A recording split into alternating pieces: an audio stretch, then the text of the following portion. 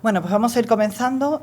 Esta primera parte, voy a dar 2 charlas, pero para que no fuesen las 2 horas seguidas, en medio va a estar nuestra compañera María.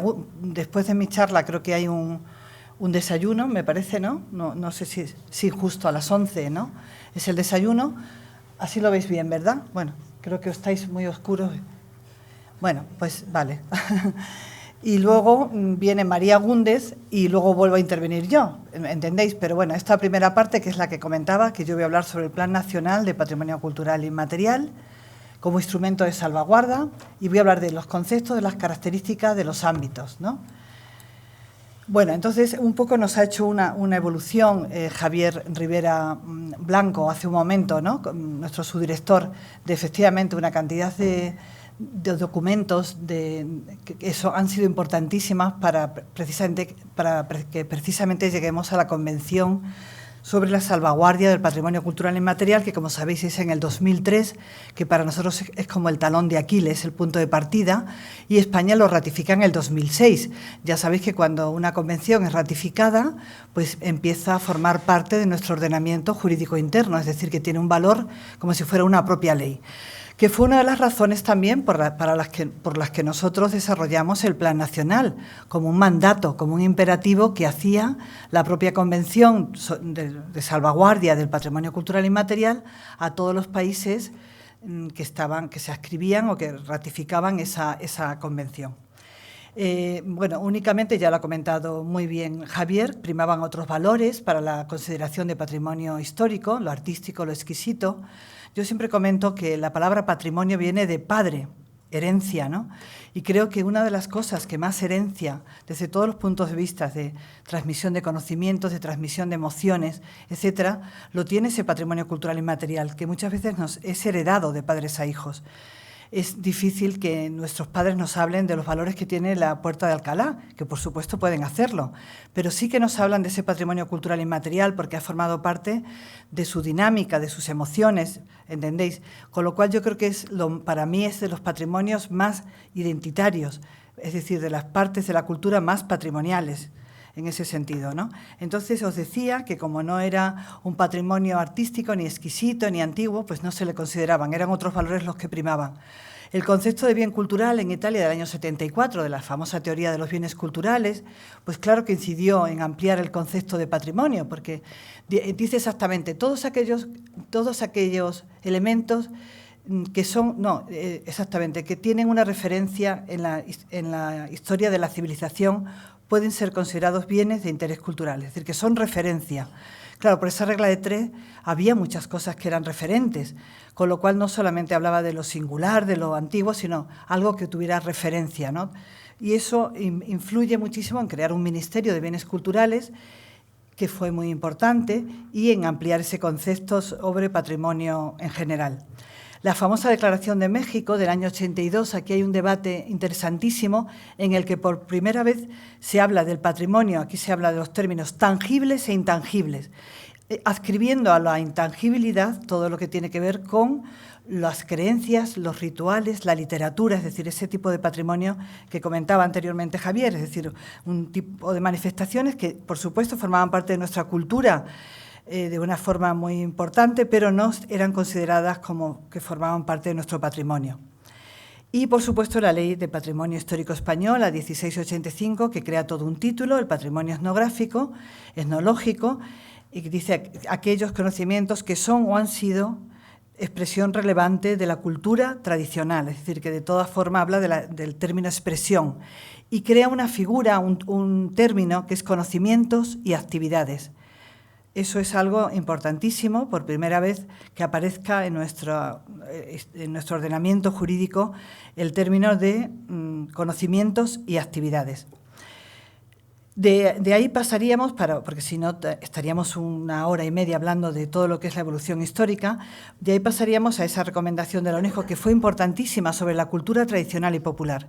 Yo tuve ocasión de intervenir, estaba en el Ministerio y fui un miembro cuando se hacía esta recomendación, de ese comité que se creó para la recomendación, y verdaderamente fue una recomendación que en cuanto a contenidos, fue importantísima. De hecho, la Convención de la UNESCO se basa por completo en esta recomendación del año 89. Pero ¿qué ocurría? Que esta recomendación, digamos, que daba una gran importancia a las administraciones, a las instituciones. Y la Convención de la UNESCO del 2003 es una recomendación que sobre todo pilota sobre los portadores, sobre los protagonistas. Digamos que las instituciones y las administraciones se quedan en un segundo lugar. Entonces, en ese sentido, aunque de contenidos era muy interesante, desde el punto de vista, digamos, político y de principios, no encajaba con los principios que se querían desarrollar en la Convención de salvaguarda del patrimonio cultural inmaterial. Y había otra cosa que era como muy colonialista, es decir, que todavía seguíamos pues, siendo muy intervencionistas, etcétera.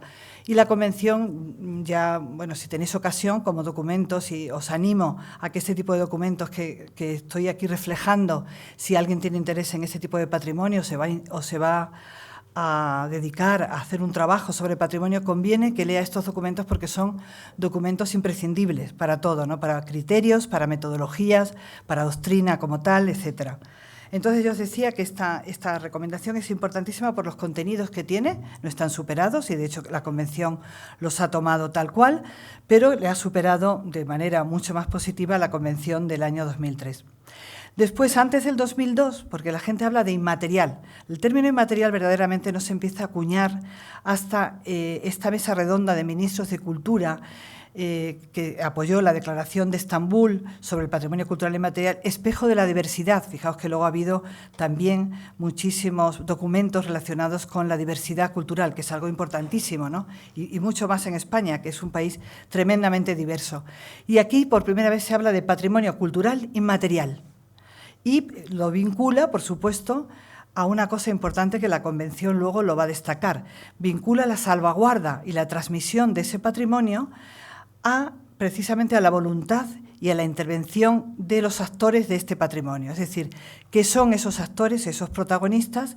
¿De quién depende la transmisión, la perpetuación? E incluso ellos son los que deben decidir la permanencia o el cambio de sus manifestaciones. Ellos son los que lo deben decidir. Eso no quita que las administraciones ayudemos, siempre y cuando esos colectivos, esas comunidades quieran seguir desarrollando esa actividad, y tienen un gran problema. A veces, yo hace no mucho tiempo nos pidieron, Castilla-La Mancha en este caso, que hiciéramos, que les redactáramos algunas manifestaciones culturales y materiales de la Comunidad de Castilla-La Mancha que consideráramos fueran susceptibles de declararse bien de interés cultural. Y yo, por ejemplo, les hice la de la Caballada de Atienza, que no sé si hay aquí alguien de Guadalajara o Castilla-La Mancha la conocerá, porque es muy famosísimo, aparte que está documentada desde el siglo XIV, y es una fiesta muy identitaria, que cohesiona muchísimo a toda la población, que viene gente que ha emigrado para ese día de todos los sitios del mundo, ¿no? Desde Alemania vienen, es decir, que para ellos es fundamental, es una fiesta importantísima, pero que uno de los elementos más importantes en esa fiesta es ir en caballería. Claro, el caballo es un animal que ha desaparecido prácticamente de todas las actividades agrícolas, agropecuarias de casi toda España, y alquilar un caballo es carísimo. Entonces, ¿qué ocurre? Que solamente pueden ir ahora determinadas personas que se pueden permitir el lujo de tener esa caballería.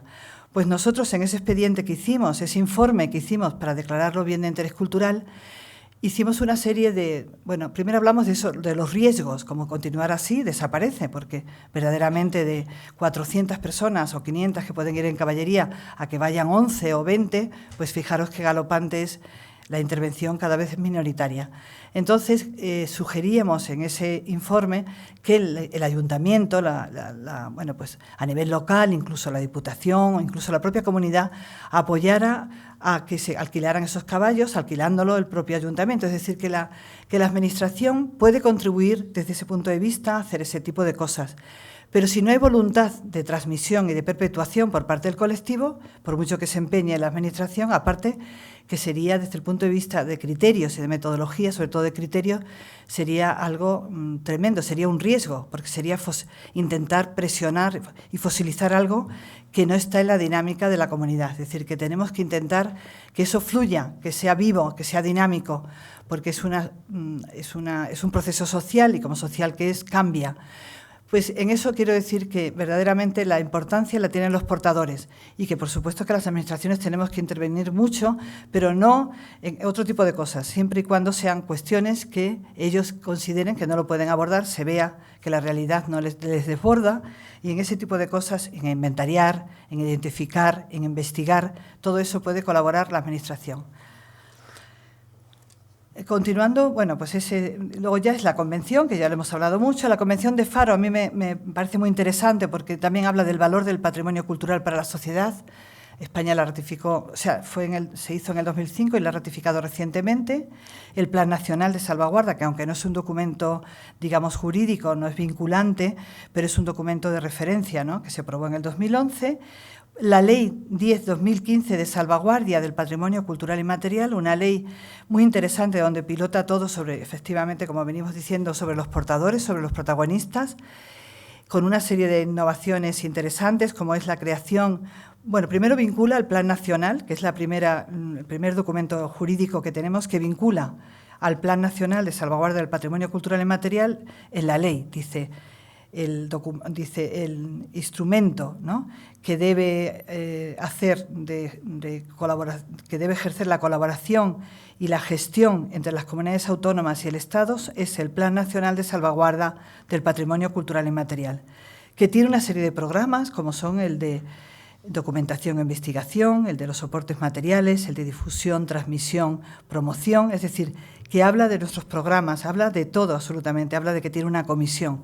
Incluso comenta que este plan nacional, que estamos a la espera, no sabemos qué es lo que pasa, porque ya hemos hecho una convocatoria, dice que este plan nacional debe ser aprobado por el Consejo de Ministros. Antes, por supuesto, por el Consejo de Patrimonio, que, como sabéis, es el órgano colegiado encargado de aprobar esto. Nosotros ya llevamos este documento, como era desde el 2011, aprovechando que lo tenía que aprobar el Consejo de Patrimonio, porque tiene que pasar, hay que elevarlo al Consejo de Ministros, aprovechamos para de alguna manera, aunque hayan pasado 6 años, 7 años desde el 2011, siempre en esos 7 años pasan cosas, como por ejemplo hemos tenido la ocasión de ver afortunadamente la ley gallega, la ley de protección, la ley de patrimonio cultural de Galicia, que en uno de sus títulos de Patrimonio Cultural y Material es una maravilla, porque por primera vez, claro, se habla mucho de portadores y protagonistas, pero esta ley vincula, cuando se declara un BIC, un bien de interés cultural, crea un consejo gestor. Un consejo que no es solamente un comité, es un consejo, que tiene que incluir, en este caso, por ejemplo, han declarado la carpintería de Ribera, ya sabéis todo lo que tiene que ver con la carpintería de hacer barcos, que si os fijáis parece una cosa sencilla, pero es casi como una carpintería digamos, de una armadura, ¿no?, porque es una cosa muy compleja, que es muy importante, y entonces esos carpinteros de Ribera son fundamentales. Entonces se declara bien de interés cultural la carpintería de Ribera y a la vez se crea un consejo asesor, digamos, gestor, que en el fondo es un consejo que va a monitorizar ese bien, que está formado por 2 artesanos de Ribera, por el presidente de la Asociación de Ribera, por el Museo de Pobo, es decir, que son instituciones, asociaciones, las propias personas que tienen que ver con esa transmisión, que forman parte de ese comité. Por supuesto, también las 2 personas de la Administración, es decir, pero esto es muy importante porque entonces empiezan a tener voz y voto en la gestión, que es lo que dice la Convención de la UNESCO, incluir a los portadores en la gestión de ese patrimonio, que son sus titulares, ¿entendéis? Aunque seamos todos, ¿no?, pero directamente son sus titulares porque son los que nos han permitido que lo sigamos teniendo gracias a ellos. Entonces, os decía que ese documento del Plan Nacional pues nos ha permitido, pues por ejemplo, incluir este documento tan importante. Ahora, recientemente se acaba de publicar la Ley Balear de Patrimonio Cultural y Material, y aquí hay gente de Baleares, ¿no? Entonces, es una ley maravillosa que ha cogido lo de Galicia y encima todavía lo ha desarrollado más, es decir, que estamos ante 2 documentos de una importancia vital, incluida nuestra ley estatal, que se va a modificar ligeramente. Entonces, ¿qué ocurre? Que ese documento, curiosamente, el Consejo de Patrimonio votó por unanimidad que le parecía muy bien las modificaciones que habíamos hecho y que se elevara a Consejo de Ministros, pero todavía es el segundo Consejo de Patrimonio que hemos pasado, o sea, ya ha pasado un año y no se ha elevado, No sé, aquí lo digo para que las personas que tenéis autoridad para esto presionéis a protección de patrimonio, porque no entiendo por qué no se eleva a la aprobación cuando es una cosa que está por Consejo de Ministros. Entonces, esto nos da, claro, una fuerza enorme, ¿no?, de que este plan encima tenga esa vinculación jurídica dentro de una ley. Y además también tuvimos la suerte de cuando hicimos esa ley, vincular, como decía anteriormente Javier, a una línea de subvenciones, una línea de crédito en concurrencia competitiva, que lo pusimos en la propia ley, con lo cual fue muy fácil defender que nos tenían que dar esa subvención, porque la propia ley era un mandato de la ley. Con lo cual, pues nada, también hemos tenido en el 2018 muy poquito dinero, es lo que comentaba Javier, que hemos querido incluso duplicarlo. Pero, como ya sabéis que los presupuestos generales del Estado pues no se han aprobado, sino que se han prorrogado, pues no podemos aumentarnos cosas muy distintas, tiene que ser algo muy parecido. Pero bueno, ya nos comenta Javier hace un momento que han conseguido que se aumentar un poquito el presupuesto. Lo digo aquí porque va a salir seguramente en el verano, me parece que pues saldrá sobre septiembre, ¿no?, o a lo mejor incluso antes, hay que estar pendiente del BOE. Pero salen como 3 líneas dentro de la línea de créditos de subvenciones en concurrencia competitiva de material. Sale para comunidades, es decir, para asociaciones, sin ánimo de lucro, etcétera, familias, asociaciones, para todo lo que tiene que ver con los entes locales, como bueno, pues el ayuntamiento, la diputación, y para comunidades autónomas, universidades, comunidades autónomas, etcétera. Es decir, se puede presentar por todas esas, y cada uno tiene un crédito. El que más tiene es el de los entes locales, de ayuntamientos, el que menos asociaciones, y es el que más se han presentado, porque hay muchísimas asociaciones con ganas de hacer cosas. O sea que ya iremos, esto nos ha servido para medir un poco y iremos ajustándolo a la demanda social española, ¿no? O sea que en ese sentido pues estamos al principio de esta línea de créditos. Y ya para finalizar, os decía la de Galicia y la de Baleares, y ya no vamos a no hace falta más. A mí siempre me gusta hacer una comparación entre la ley 16/85 y la Convención de la UNESCO, que, como decía, como España la ha ratificado, es también un documento legal para nosotros. Y lo mismo podríamos decir de nuestra ley 10/2015 de salvaguardia. Igual, porque nosotros nos hemos basado en ese sentido en todos estos doctrina de la Convención, o sea que en ese sentido es como si estuviéramos hablando de la diferencia de la ley 16/85 y de la de 10/2015 de salvaguarda o la Convención de la UNESCO. Y para no eso, porque no mal, diremos que hay 3 cosas importantes. Primero, la ley 16/85, el título 6, separa los 3 tipos de bienes de patrimonio. Fijaos que habla de bienes muebles, inmuebles, conocimientos y actividades. Incluso los gestiona por distintos sistemas. Dice, los bienes inmuebles se gestionarán o se declararán y se acogerán igual que los monumentos, o sea, totalmente separados, como 3 ámbitos distintos.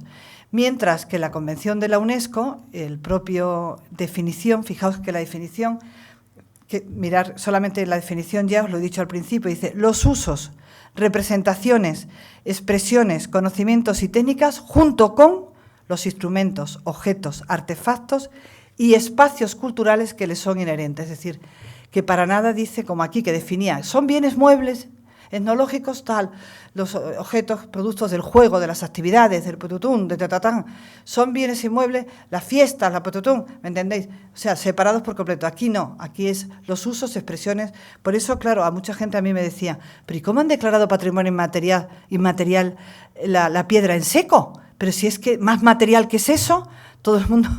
Pues sí, porque es ¿qué más da? Pero si es que lo inmaterial no es etéreo, como os decía, es el conocimiento de saber construir con piedra en seco, sin argamasa, que es una técnica que parece facilísimo, una piedra sobre otra, que va. O sea, eso es complejísimo, es una cuestión que tiene una pericia y una habilidad heredada desde hace mucho tiempo, que es difícil que cualquiera de nosotros nos pongamos a hacer una pared de ese tipo. Es decir, que ahí tiene que ver la técnica, el conocimiento, pero que junto con los objetos que son necesarios, palancas, etcétera, y el propio producto en sí. ¿Entendéis? Es decir, que por eso digo la diferencia tan enorme que es la división de según lo mueble e inmueble y la concepción unitaria integral que propone la Convención, que establece la Convención de la UNESCO y nuestra ley.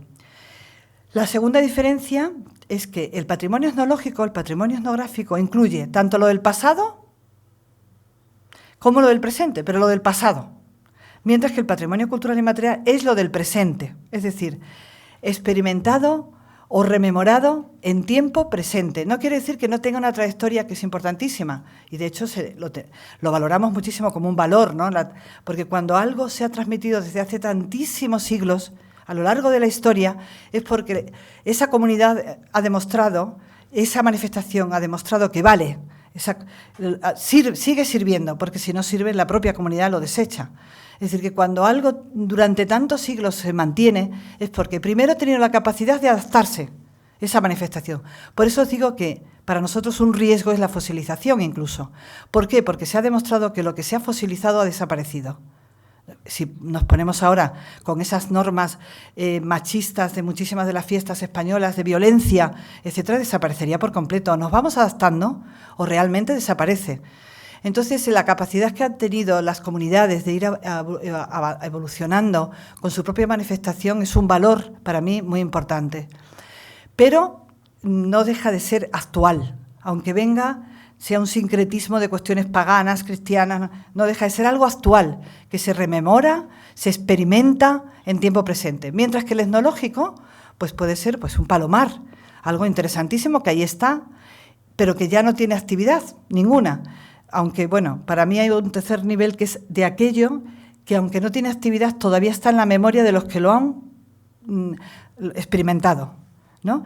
Y yo es un artículo que estoy, a ver si tengo un poco más de tiempo, pero quiero desarrollarlo más para poderlo elevar incluso hacia UNESCO, etcétera, porque verdaderamente es un nivel interesantísimo. Yo estuve no hace mucho en un pueblecito y bueno, lo hicimos en Asturias, aquí está Juaco que lo puede comentar, todo lo que eran las leyendas de las sanas, etcétera, y me llamó mucho la atención cómo una señora que le preguntábamos se emocionaba con el mito que ella le había enseñado a sus abuelos, sus padres, ya se lo había enseñado a sus hijos, que aunque ya no era algo tradicional en el pueblo, no era una cosa representativa, por así decirlo, pero sí que tenía ese nivel todavía de experimentarlo y rememorarlo en tiempo presente, que a mí me parece que esa rememoración es un nivel muy distinto al que fue el romancero de la loba no sé cuánto, que ya nadie la utiliza y que está, bueno, pues en toda la documentación de la literatura tradicional escrito, afortunadamente recogido, pero ya nadie lo recuerda. ¿Entendéis lo que quiero decir? Cuando todavía alguien lo recuerda, cuando todavía alguien lo experimenta, se emociona con ese recuerdo, todavía tiene un nivel, para mí, yo diría, de patrimonio cultural inmaterial todavía. Y de hecho, la mayoría de las fiestas que se han regenerado, que se han vuelto a resucitar, que desaparecieron, etcétera, es gracias a esas personas que todavía tenían esa capacidad de comentarlo como era, vivirlo y transmitirlo. Con lo cual todavía estamos a tiempo de esa transmisión, ¿no? Queda un pequeño, y ahí también, por eso cuando está en peligro de extinción, el Estado debe tener yo creo que debe intervenir el Estado, las distintas administraciones deben intervenir en la competencia que les corresponda para documentarlo, porque es una cosa importantísima, ¿no? Pero otra cosa es cuando verdaderamente ya no existe, es por documentos, etcétera, pues formaría parte del patrimonio etnológico. De todas formas, no os preocupéis mucho con esto, porque a veces no pasa nada si se dice etnológico, porque también es pasado y actual, es decir, que yo creo que lo de los términos no debe frenar ni debe generar conflicto, ¿no?, en este sentido. Pero es cierto que lo inmaterial es vivido y experimentado en tiempo presente. El papel protagonista de las administraciones, lo he comentado. Fijaros que la Ley de Patrimonio 16/85 dice: los conocimientos y actividades que son o han sido, la expresión relevante de las administraciones competentes adoptarán las medidas oportunas conducentes al estudio, documentación, declaración. Las administraciones competentes, para nada. Sin embargo, la Convención dice el papel protagonista de las comunidades o grupos, que son los que deben decidir el cambio, la declaración, la permanencia, etcétera. Es decir, por eso decimos de abajo arriba y de arriba abajo, ¿no? Con lo cual, si lo vemos así, a grandes rasgos en concepto, diríamos que el etnológico es más técnico-jurídico, el inmaterial más político-administrativo. Acabamos de decirlo, la patrimonialización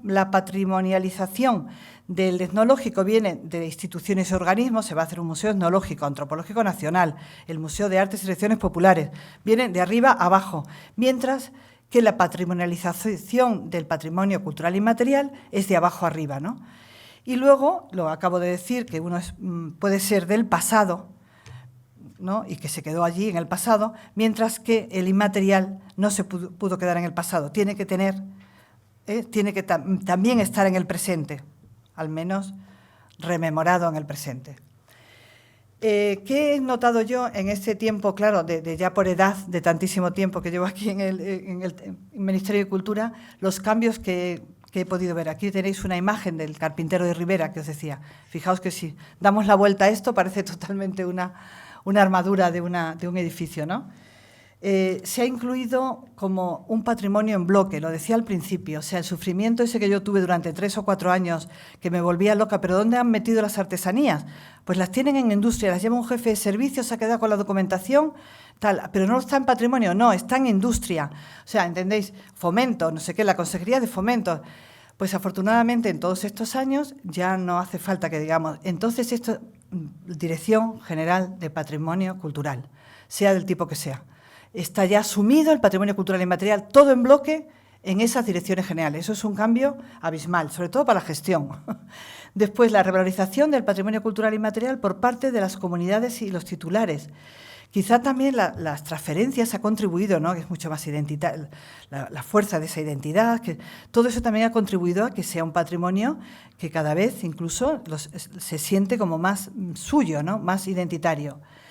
Y la importancia de los portadores en la gestión, que vemos cómo están incluyéndose en la propia gestión, los propios portadores vinculados o de manera cercana con las administraciones, ¿no?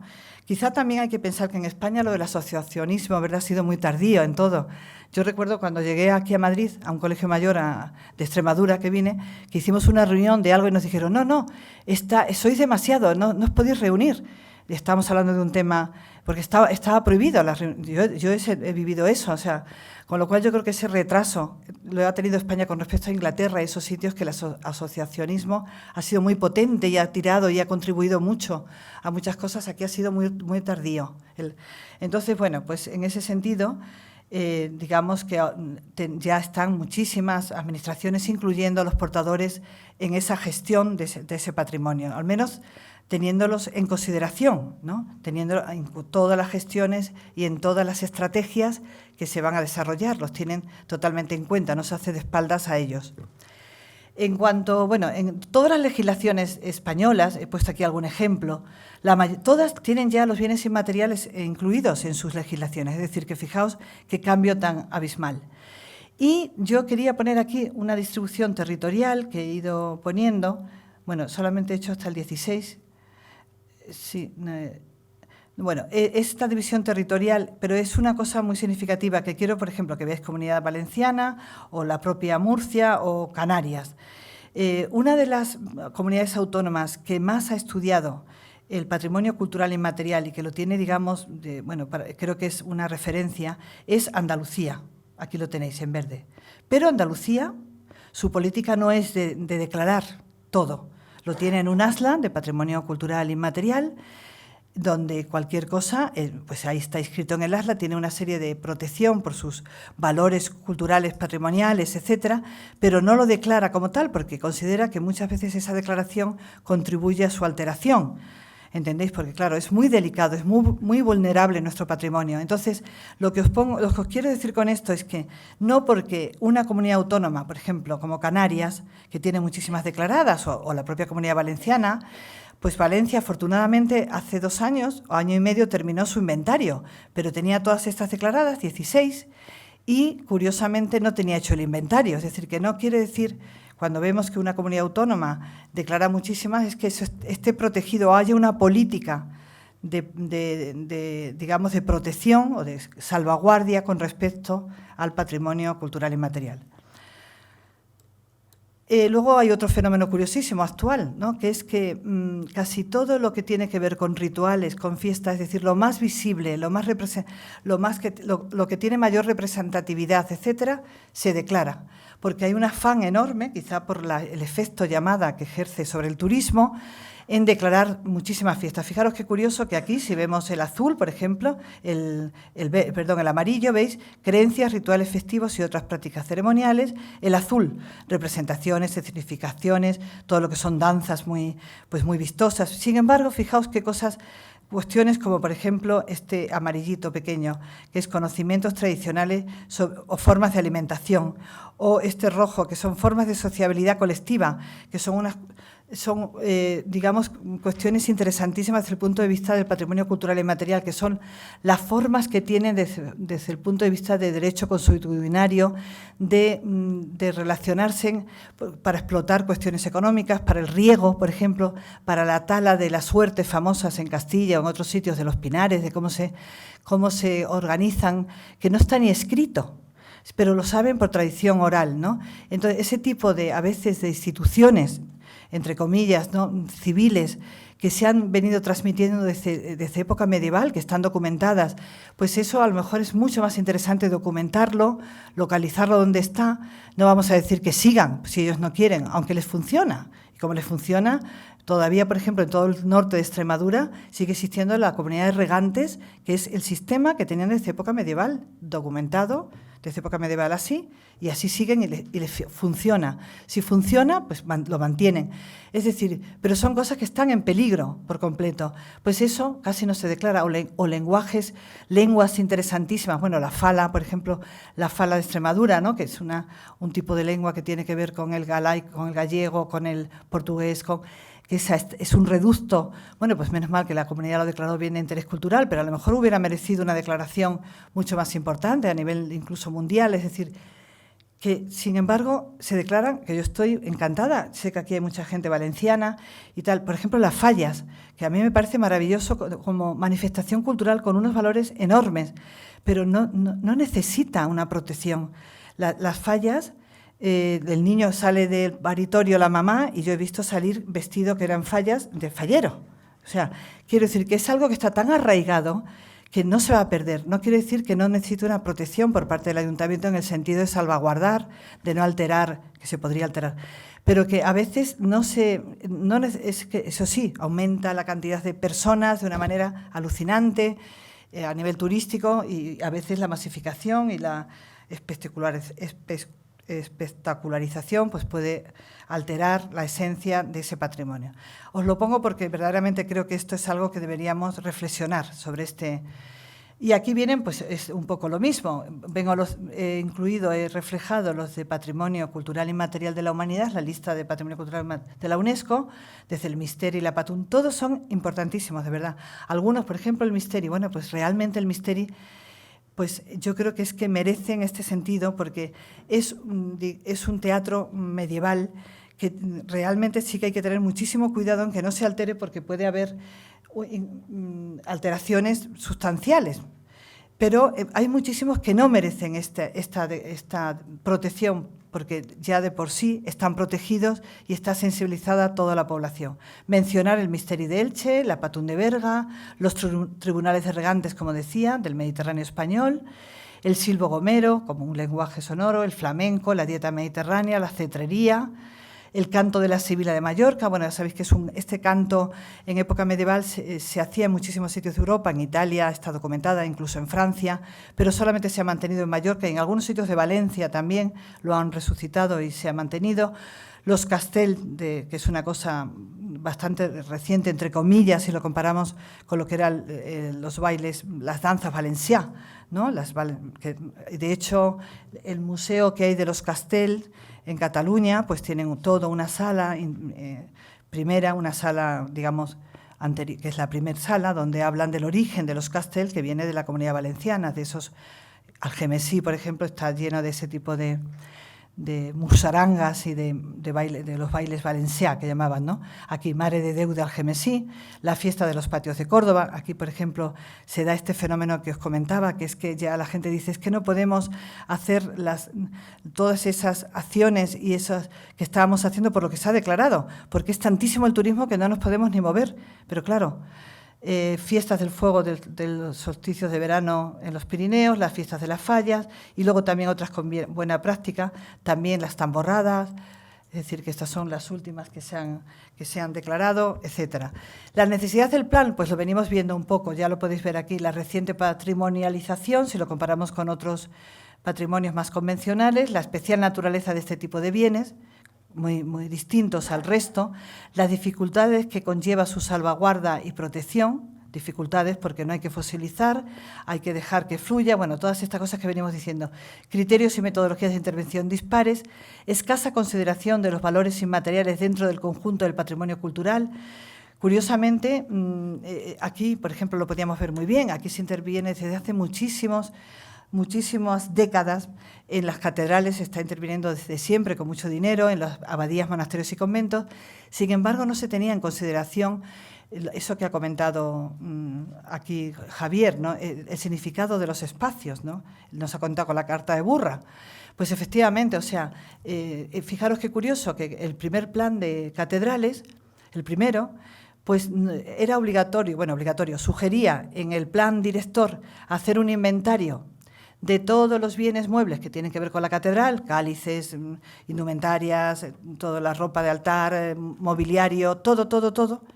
Por supuesto, los bienes inmuebles, ¿no? Casa de Diana, no sé qué, o sea, todo lo que es el complejo catedralicio, hacer un inventario exhaustivo de todos esos bienes, tanto muebles como inmuebles, pero en ningún momento hablaba de hacer un inventario, digamos, una localización de el significado de los espacios, que se desarrollaba en cada uno, ¿entendéis? Y nos encontramos a veces con cuestiones como poner en la zona de audioguía, donde todos los lunes y los viernes iban unas señoras a hacer una novena a una advocación importantísima, es decir, los espacios son fundamentales, el significado de los espacios.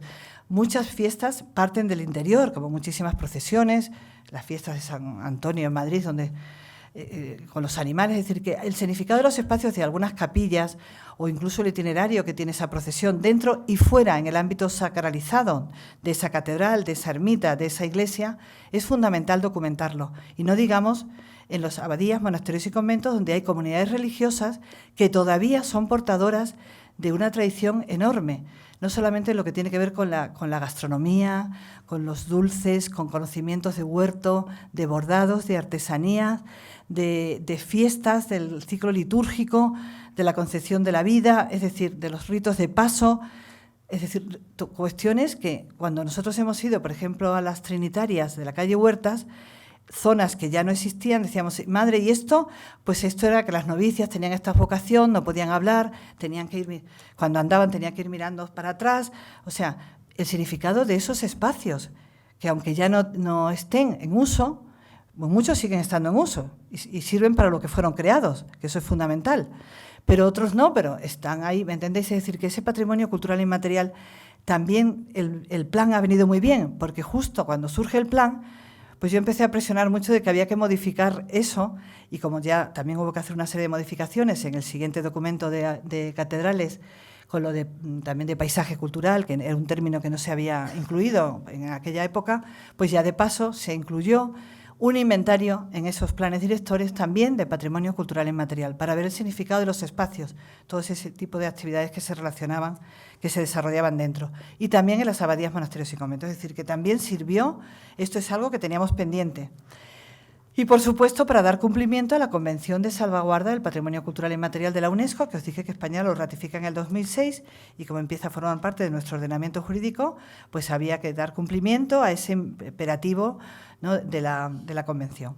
Nosotros, casi como en todos los planes, se hizo una reunión en el año 2009 en Teruel, con muchos técnicos de las comunidades autónomas, técnicos de las universidades de España, o sea, expertos en patrimonio cultural inmaterial, y se llegó efectivamente a la conclusión de que un plan nacional era imprescindible para este tipo de patrimonio. Estamos todo el tiempo hablando de salvaguardia, todo el tiempo desde el principio, ¿no?, porque es un término que a mí cuando relacionado con patrimonio cultural inmaterial, me gusta más hablar de salvaguarda que de protección y que de conservación. Conservación no me gusta nada porque conservar sería fosilizar en parte, ¿no? Son términos que encajan perfectamente para otro tipo de patrimonio, pero a mí en este me gusta hablar del término de salvaguarda. Además, me encanta el significado que la Convención da sobre este término. Fijaos que dice: entendemos por salvaguarda las medidas encaminadas a garantizar la viabilidad del patrimonio cultural inmaterial. Comprendidas. Fijaros que si todas estas, en el fondo, es una metodología de trabajo para cualquier bien. Dice, la identificación. Primero tenemos que identificar. Cuando estuvimos ahora Elena Agromayor y yo en Tenerife, nuestra primera pregunta era, ¿pero tenéis identificados los bienes de arquitectura tradicional?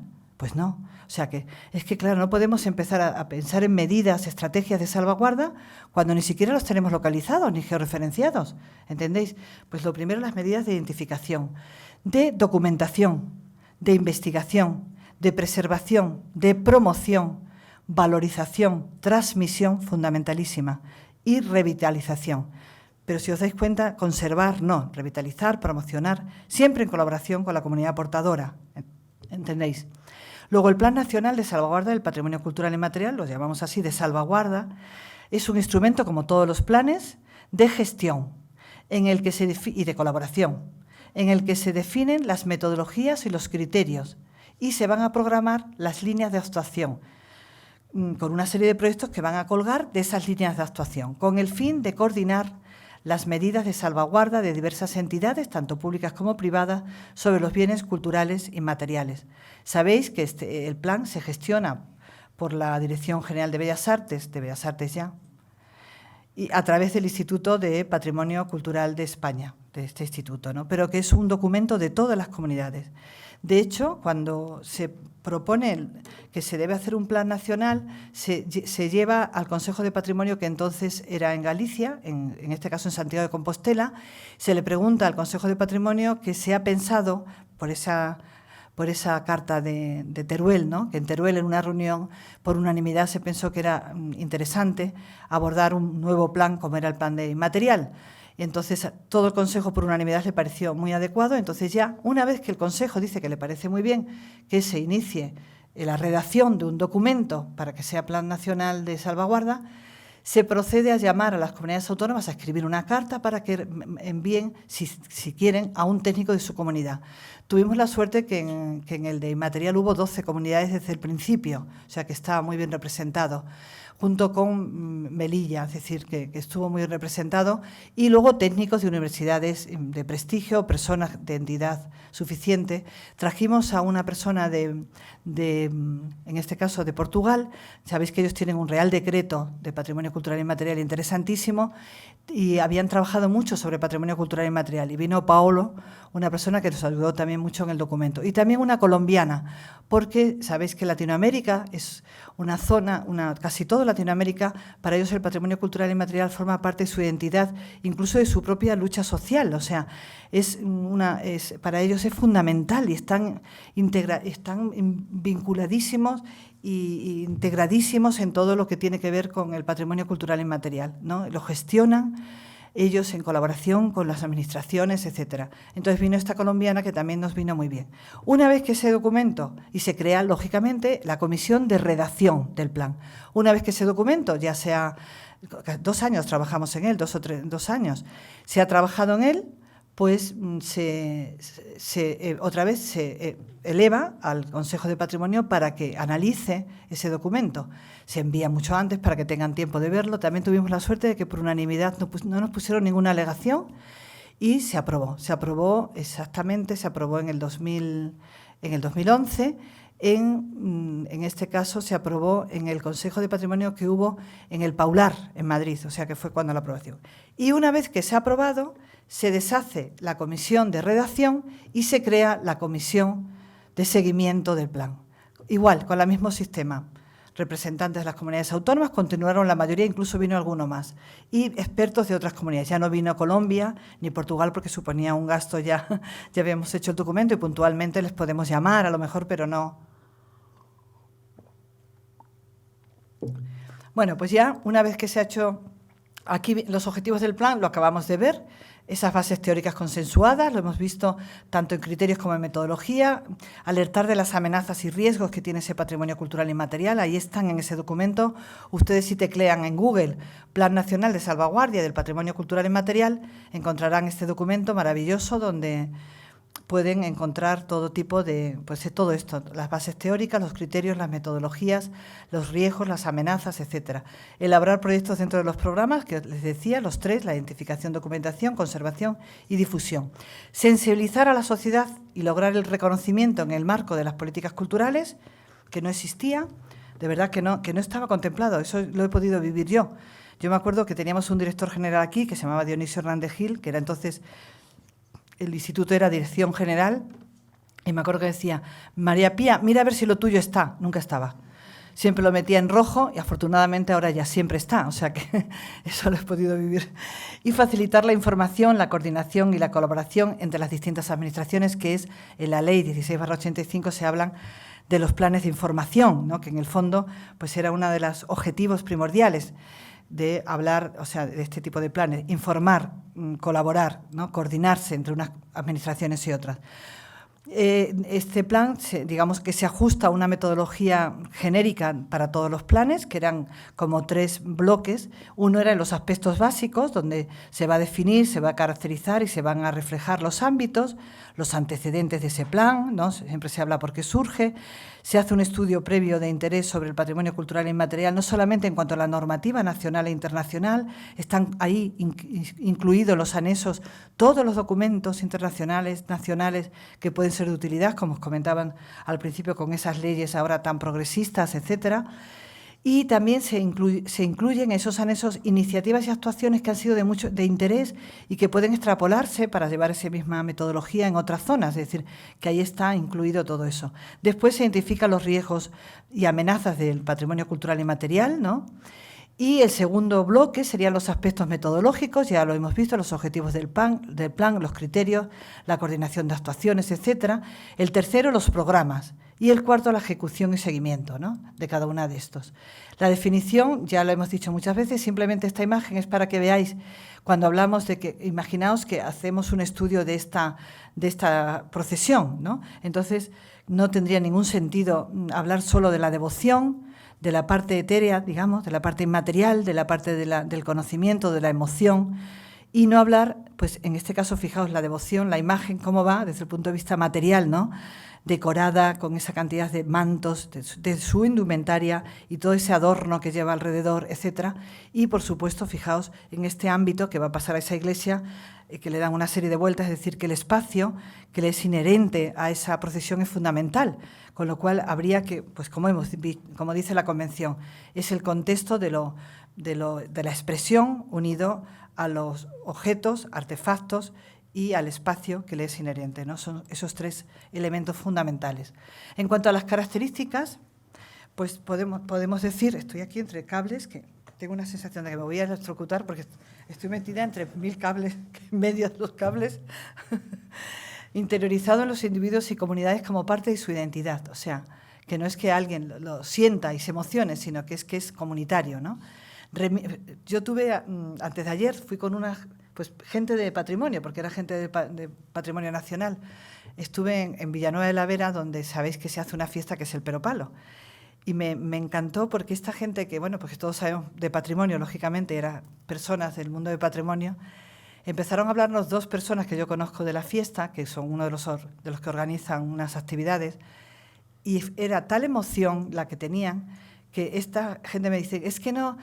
Y todo el mundo que se iba incorporando del pueblo dice, no, es que son unas personas del Ministerio de Cultura, de Palacio Real, que han venido a ver el pueblo.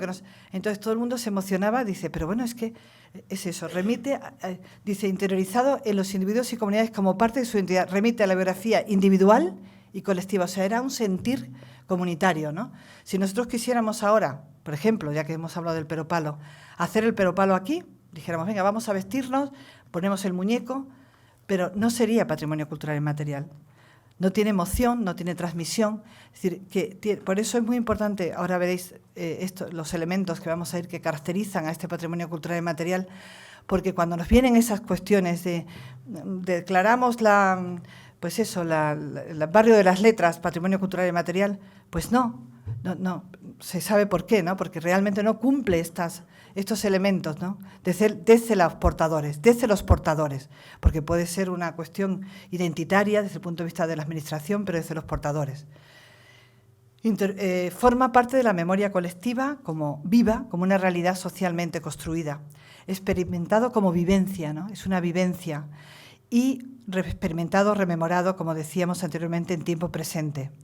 Vincula el pasado y el futuro, pero a través del presente. Transmitido y recreado. Tiene que estar transmitido, o sea, desde generaciones, si no, no tiene un sustrato cultural. Es como cuando nos preguntaron aquella vez lo de que si el botellón era patrimonio cultural inmaterial.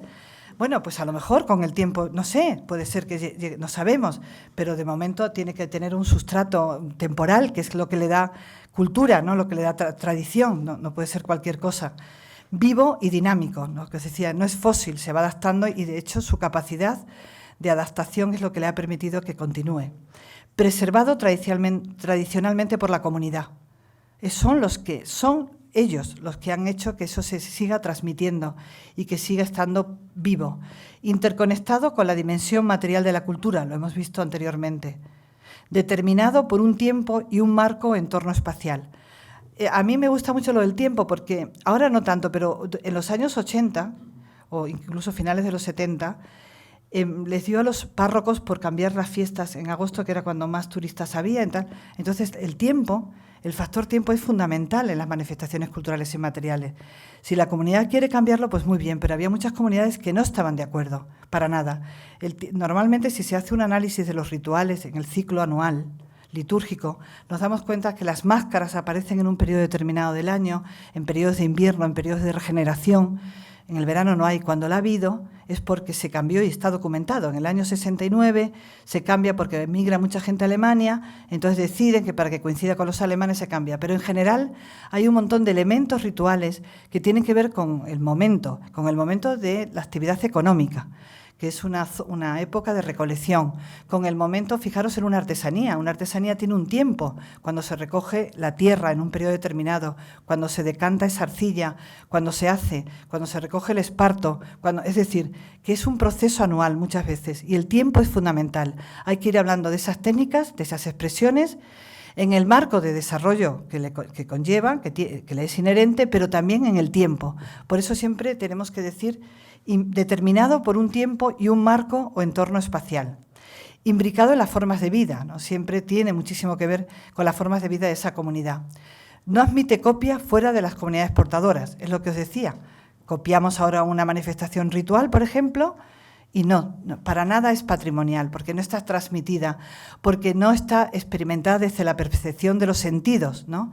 Esos sentidos que remiten a la memoria colectiva, ¿no? A mí me decían a veces cuando vas a hacer trabajo de campo a una fiesta, te dicen, bueno, es que, claro, han puesto ahí la tómbola y entonces no escuchamos la traca ni las campanas, porque son sonidos que remiten a la memoria colectiva y son fundamentales, es decir, que no es solamente los actos en sí, sino el sonido, el olor, el color, ¿no? De ahí que esos corpus, a veces las plantas aromáticas que ponen en el suelo, también forma parte de todo ese ritual, ¿no?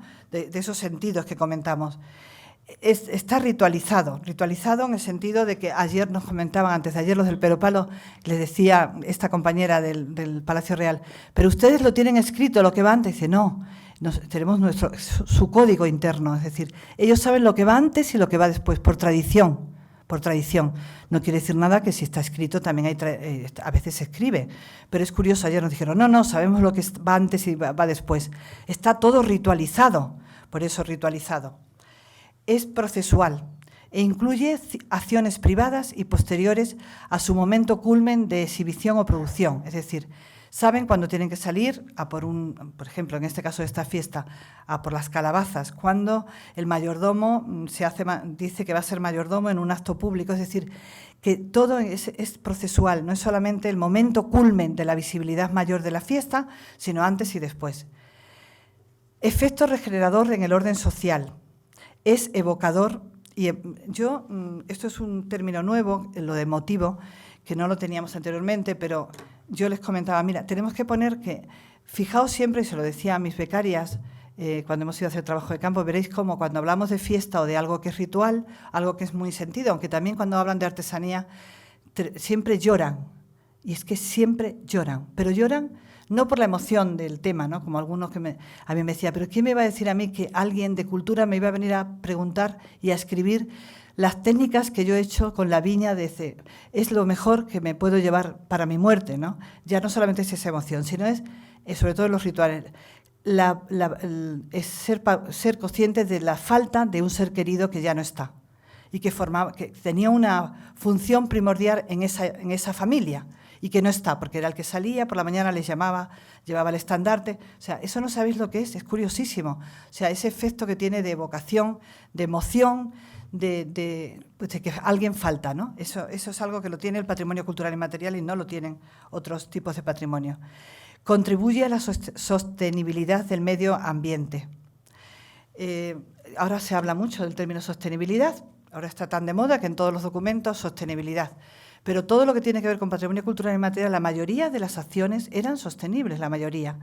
Yo les comentaba el otro día a Clara y a María, ¿no?, a mis dos becarias, que uno de mis primeros artículos, que era la revista Narria, una revista de artes y tradiciones populares de la Autónoma, pues resulta que fuimos a hacer un artículo con Luis Vicente Elías Pastor, un antropólogo ya jubilado y de mucha referencia, ¿no?, para todos los antropólogos, sobre los receles y las almazuelas, que son ese tipo de tejidos que ahora se llama patchwork. Si os digo patchwork, ¿sabéis lo que es?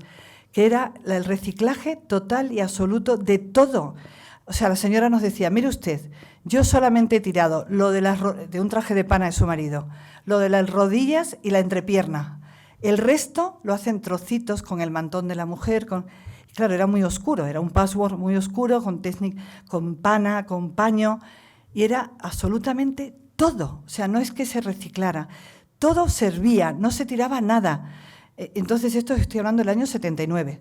Y recuerdo que el artículo lo terminamos diciendo, qué pena, o algo así, como que esto no se valore y ahora esté muy mal visto y no sé cuánto. Digo, ¿cómo ha cambiado todo? Porque verdaderamente ahora yo creo que al menos la gente joven estáis muy concienciados con todo lo ecológico, con la sostenibilidad, con reciclar, ¿no?, con que todos... Bueno, pues es que yo os digo que en el mundo tradicional casi todas las técnicas, la mayoría de las técnicas eran todas sostenibles, o sea, tanto las agrícolas como las ganaderas, como las artesanales, todo servía, ¿entendéis? O sea que, bueno, no voy a seguir emocionándome más, pero es verdad, en ese sentido. Contribuye y es muy vulnerable, ¿no?, porque ya sabéis todo lo que tiene que ver con la globalización, etcétera.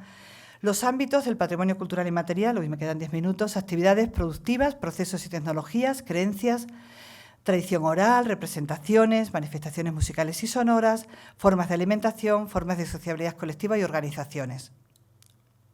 Los ámbitos, dentro de las actividades productivas, procesos y tecnologías, pues aquí se incluirían los conocimientos, las técnicas, las destrezas, las habilidades, pero el simbolismo que tiene que ver con esos, los usos y procesos relacionados con todas estas actividades grupales de adaptación al medio, como pueden ser tanto las actividades agrarias, las ganaderas, las forestales, las de pesca, la caza, las extractivas, así como con las actividades relacionadas con la producción, transformación y elaboración de productos y los sistemas también de intercambio y donación, de trueques, ¿no?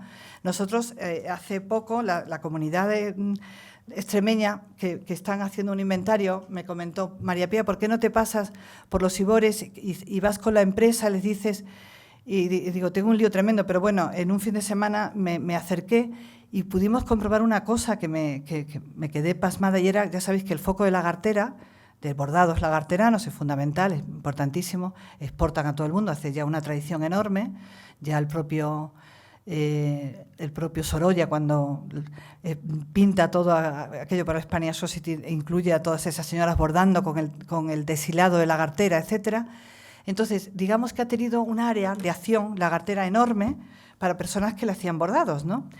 Que ha llegado, por supuesto, a Extremadura y casi todo Toledo, ¿no? Incluso parte de Ávila, porque parte de Candeleda y esta parte de los pueblos del Tietar también han cosido para lagartera. Pero fijaros que el otro día, hace una semana, hablando con una señora de Castañar de Ibor, de los Ibores, que de Extremadura, nos decía, usted no sabe el hambre que ha quitado lo del el bordado, porque nosotros el sistema era por trueque. Digo, ¿pero por trueque hasta cuándo? Pues hasta el año 80 y mucho, hasta casi los 90. Y entonces ellas bordaban para la gartera, ¿no? Hacían el deshilado. Pero había un comercio, como decían ellas, que era la que les daba el bordado para que lo hicieran. Pero en lugar de pagarles, tenían que comprar todo en el comercio. Es decir, que ellos compraban el café, era un comercio tipo Corte Inglés. O sea, el café, los zapatos, la lana, los tejidos. Es decir, que ellas bordaban a cambio de que ese comercio, que no era con dinero nada absolutamente, compraran en ese dinero. O sea, que en el fondo era un trueque. No les daban dinero, pero ellas compraban en el comercio, bordaban, etcétera. Pero esto hasta los años 90, fijaos qué cosa más curiosa.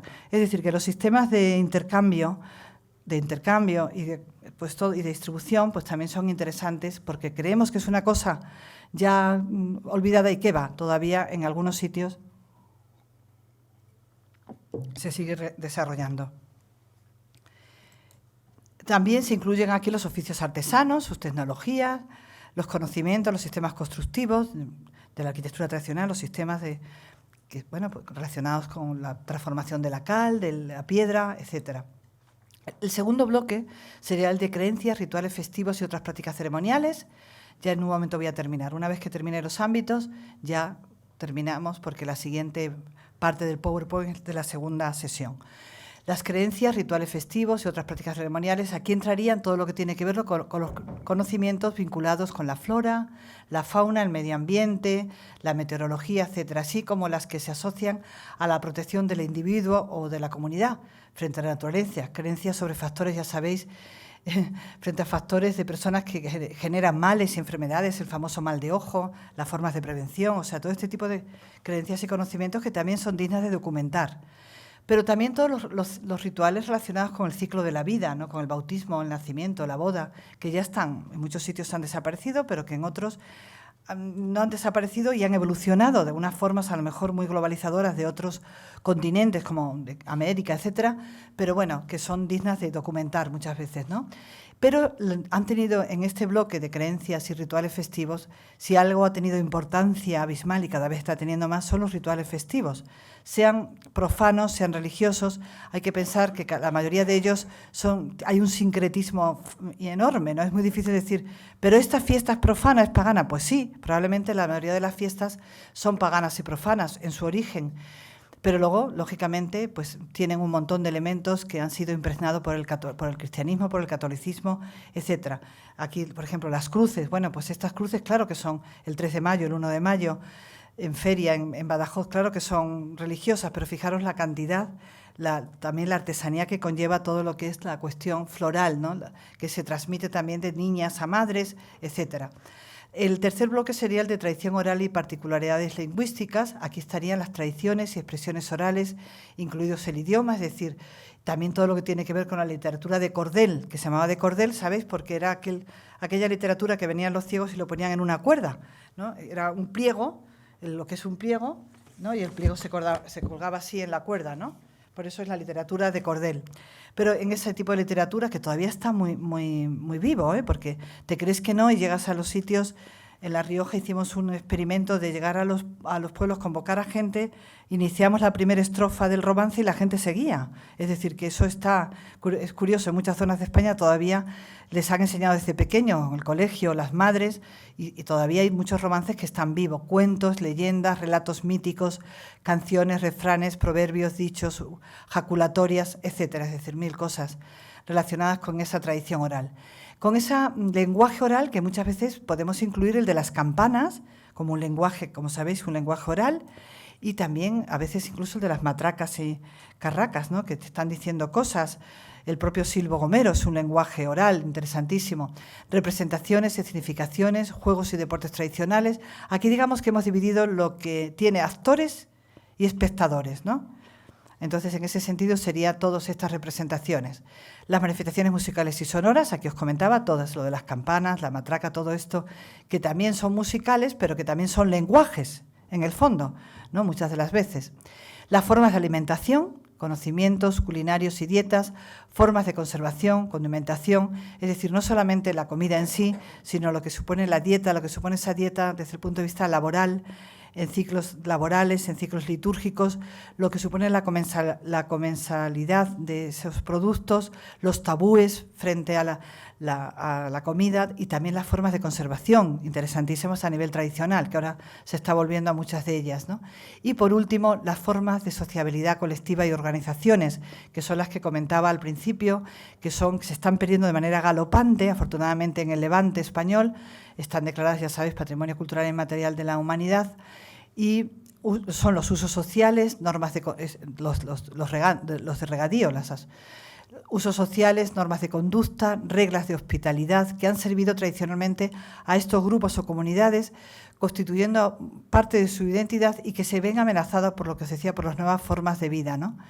Formas de organización social, formas colectivas de reparto de bienes comunales, los tribunales de agua, las cofradías laborales. Fijaros, en la Comunidad de Madrid, que yo tuve el honor de hacer una guía sobre la Comunidad de Madrid, una guía desde el punto de vista del patrimonio cultural e inmaterial, nos encontramos con unas piedras circulares que tenían un vástago en el centro, que se llamaban las piedras de las veces o de las partes. Y yo, claro, me quedé, ya había oído algo y corriendo, pero llevaba una persona conmigo que iba de fotógrafo, que no entendía lo que pasaba. Y la cosa era muy sencilla, era el sistema de reloj que tenían para determinar el horario para el riego. Por eso era de las veces o de las partes, a cuándo le tocaba a ese señor. Y siguen estando en las plazas. Y bueno, a veces incluso se encementó en un lugar y afortunadamente se levantó cuando supieron la importancia que tenía. Es decir, que a veces ha dejado elementos fundamentales para la comunidad, para saber que a este le tocaba cuando estaba en la mediodía, en el centro, la sombra, al otro, ¿entendéis? Eso era en el fondo un reloj de, no sé cómo se llama, de sombra, ¿no? De reloj de sol. Pues eso es en los suelos de las calles. Organizaciones formales e informales, ¿qué serían las Semanas Santas y muchos de los rituales y las hermandades y las cofradías? Y las peñas, o sea, eso es digno de estudiar, esas cofradías y hermandades donde tienen unas normas, y ya sabéis que son las que deciden.